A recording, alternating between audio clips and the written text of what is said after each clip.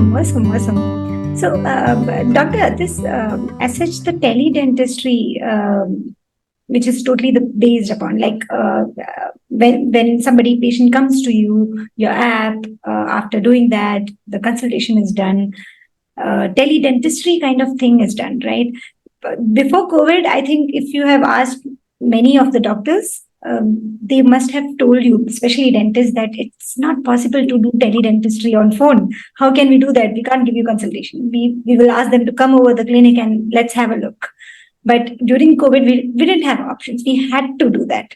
So that actually opened up from our point of view also that, okay, we can do something like that, but it's very difficult. How did you train not only patients, but also dentists about how to do a consultation over a call or a video call? First of all, strong conviction before COVID that this is the future. And during COVID, we realized, oh, it's no more the future, it's the present. And we should adapt to these changing times.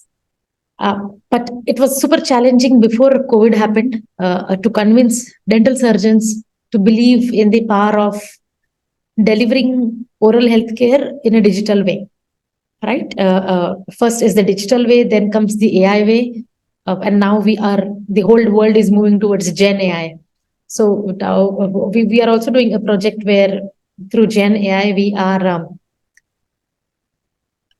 predicting and showcasing how will your oral cavity look like if you don't take the necessary steps. For example, the progression of your existing diseases, or the progression of your healthy tooth into unhealthy if certain things are not done right.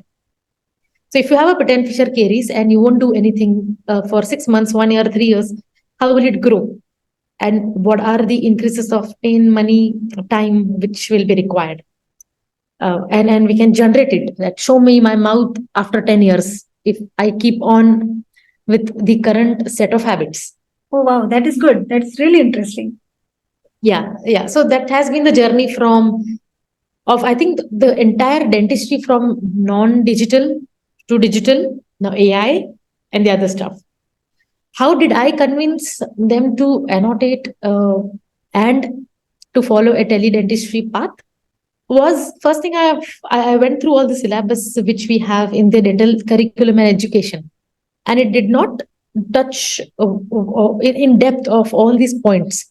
Maybe dental surgeons, we are taught to consult a patient in person, but a lot of things changes when you are not able to see the person, right? We are taught in medical school, first, second year, you observe the gait, you observe the expression, you observe, how is he coming and how is he sitting. So you would, before talking to him, you are actually making those mental notes, which is not present, which is not possible in teledentistry, where if you're sitting on audio, you can't even see him. In video, at least you're able to see the expressions and the other elements of a patient. So I thought, all right, if we do not have in the syllabus, let's make our own syllabus. So we made a curriculum of right from the basics to the advancement of what are the steps taken in a stepwise process, right? It cannot be just haywire or haphazard. And obviously having it backed up with the data which we have of total number of patients consulted, we've served more than 1 lakh patients. And how has their behavior been if they were consulted in this format versus B versus C versus say audio and video, and how many of them have actually been taking actions. So this mode is working for sure compared to mode B.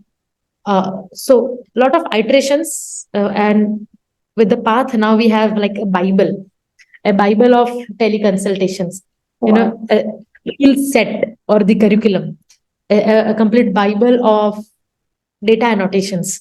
What is data? How do you annotate it? Why will you annotate it? Etc. A lot of things. So we have this huge database of all our learnings from day one. That's deep research done in the teledentistry field, I feel.